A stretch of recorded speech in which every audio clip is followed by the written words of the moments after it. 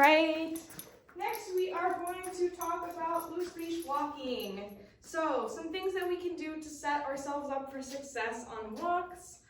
First thing, all dogs at some point will encounter leash pressure, where they're putting the pressure on the leash or you're putting pressure on the leash for whatever reason. At some point in their life, every single dog will feel pressure on their collar.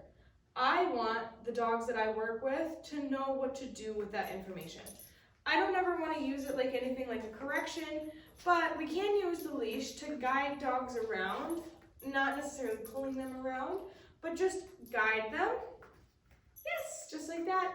If we need them to move, or if they ever are to hit the end of the leash, I want them to know what to do when they hit the end. Instead of just continuously pulling forward, I want them to know, oh, there's pressure on my leash, I should give in to that pressure and maybe even go back to my handler and see what's going on. Maybe I just pulled too hard, something like that. I want them to stop pulling is the point. So, to teach them what we want them to do with leash pressure, we are going to use a little exercise. And I always want to keep this one short because it can be mildly stressful. But what we're going to do is take a handful of treats, and we are going to get the leash close to the puppy's face. We're going to show him the treats, and I'm going to put the slightest amount of leash pressure on. And the second that he moves his feet, yes, I'm going to mark and reward on the floor.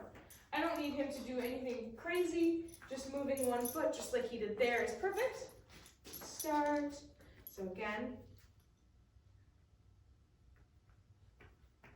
one thing I'm making sure is that I am not adding any leash pressure on upwards or downwards because I don't want him to think that he needs to jump up or lay down. If he's not moving, yes, I'm simply going to turn my body to help him. I don't need to talk to him at all. I can use body language instead. And we'll get his attention again. Yes! And there, he's getting the idea back again of what I want him to do. So I'm going to start waiting for him to move a little bit more before I mark and reward, although I'm not adding leash pressure at all at any point. I am just putting on the tiniest bit, yes, and then marking and rewarding when he gives. Yes, we want to practice this a decent amount just to keep the ideas fresh. And you'll see him be much, yes, softer on the leash with this exercise. Yes, that's perfect. I can get it from this angle for you.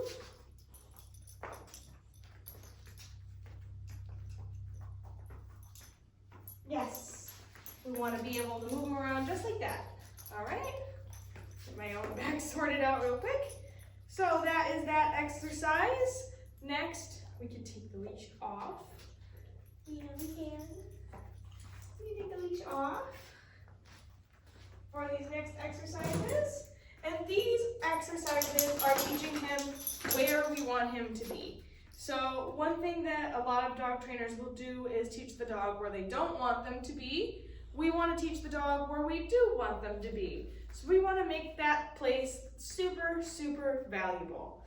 And how we do this is by simply walking around, and anytime the dog, yes, ends up in the right position, yes, I am going to mark and reward. Yes, and with puppies, I'm going to keep my rate of reinforcement, or how often I'm giving treats, yes, pretty high. Yes, especially in more novel situations. So as you can see, he's got a pretty good understanding of this. We can add a little bit more duration, yes, but he's pretty good at this. So that's choose to heel. That's something really good for inside and out in your yard. You can do that with a leash on as well. You can do it with a long line as well if you need a little bit more space, but I like to practice that one a lot. And anytime that I do notice my dog happen to be in heel position, on walks, or anywhere else, I reward that heavily. I want them to gamble to be in that position because I want them to think that this is like the coolest place to be in the whole entire world. All right, and then the next thing that we do to do that is lure to heel. So this is another way we're teaching them where heel is. I'm going to show him the food, put it right in front of his nose, take my left leg back with it, guide him, and then turn around, yes, and bring him right here. Okay.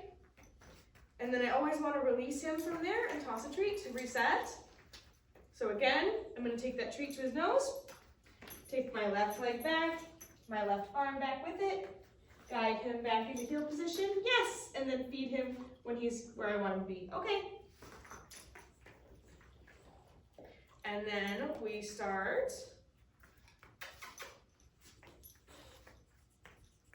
He says, I'm sniffing, I'm busy.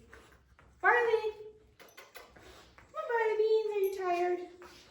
Come on, Barley Beans. We start not moving our left leg and just guiding him back. Yes. Okay.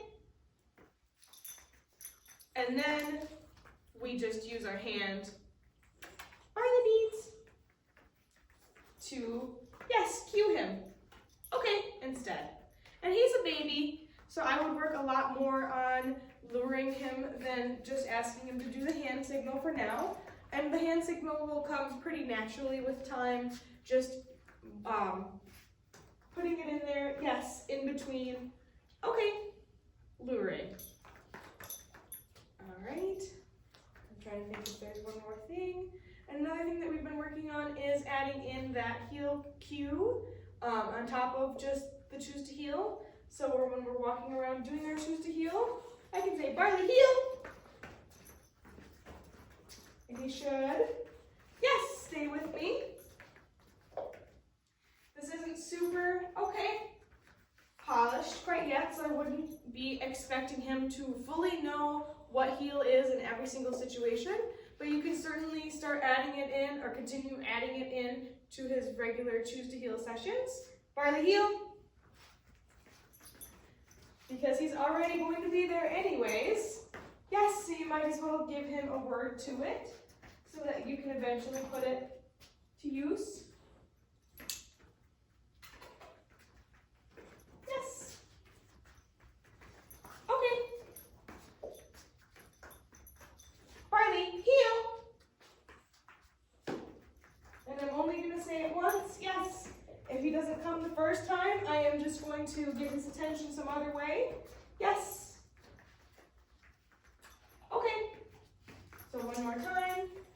Barley, heel. Yes.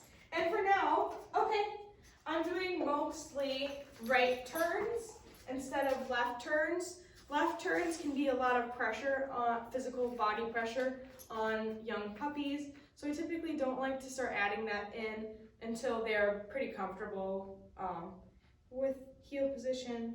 And that is a whole other set of skills. So typically I'll just teach them to do more of a right turn instead. And he does do a pretty good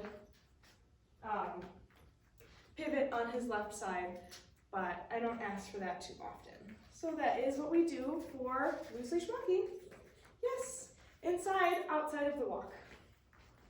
Oh, I'm sorry, I said your word and I didn't even have your food. So rude.